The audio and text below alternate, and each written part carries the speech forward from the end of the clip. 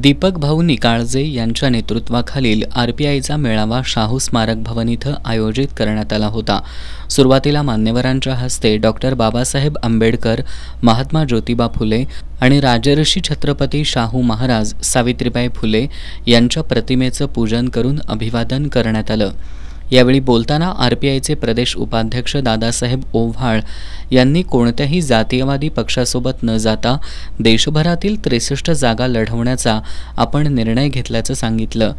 यावेळी कोल्हापुरातून लोकसभेसाठी रुपाली वायदंडे यांच्या उमेदवारीची त्यांनी घोषणा केली। आंबेडकरवादी चळवळीमध्ये काम करणाऱ्या रुपाताईंचा प्रवेश पुणे येथे पक्षामध्ये झालेला आहे। त्या पद्धतीचं त्यांना अधिकृतरित्या त्यांना ॲक्टिव्ह मेंबरचं कार्ड सुद्धा त्यांना आलेलं आहे, मेंबरशिप दिलेली आहे। 8 दिवसाच्या या प्रक्रियेमध्ये आम्ही ठरवलेलं आहे की एकंदरच या छत्रपती फुले शाहू आंबेडकर यांच्या पदपर्शन झालेल्या या कोल्हापूरमधून रुपाताई यांना उमेदवारी देण्याचं ठरवलेलं आहे। यावेळी बोलताना रुपाली वायदंडे यांनी कोल्हापूरची जनता आपल्या पाठीशी राहील असा विश्वास व्यक्त केला।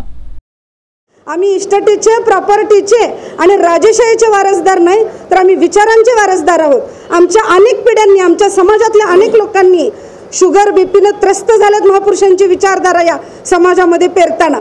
त्यामुळं निश्चितपणे त्या विचारांचे वारसदार आम्ही आहोत आणि तो विचार फुले शाहू आंबेडकरांचा या लोकसभेच्या माध्यमातून पुढे घेऊन जाणार आहे।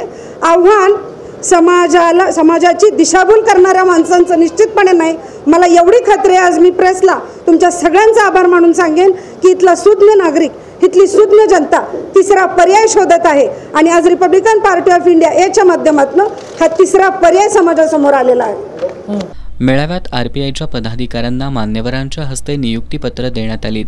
यावेळी सरदार आमशीकर, महादेव ओव्हाळ, रुपाली कांबळे, ॲडव्होकेट दत्ताजी कवाळे, प्रताप बाबर, राज चव्हाण, सागर गव्हाळे, मदन कंकाळ, कैलास जोगदंडे, आशिष कोरे, रणजित हळदीकर यांच्यासह कार्यकर्ते उपस्थित होते।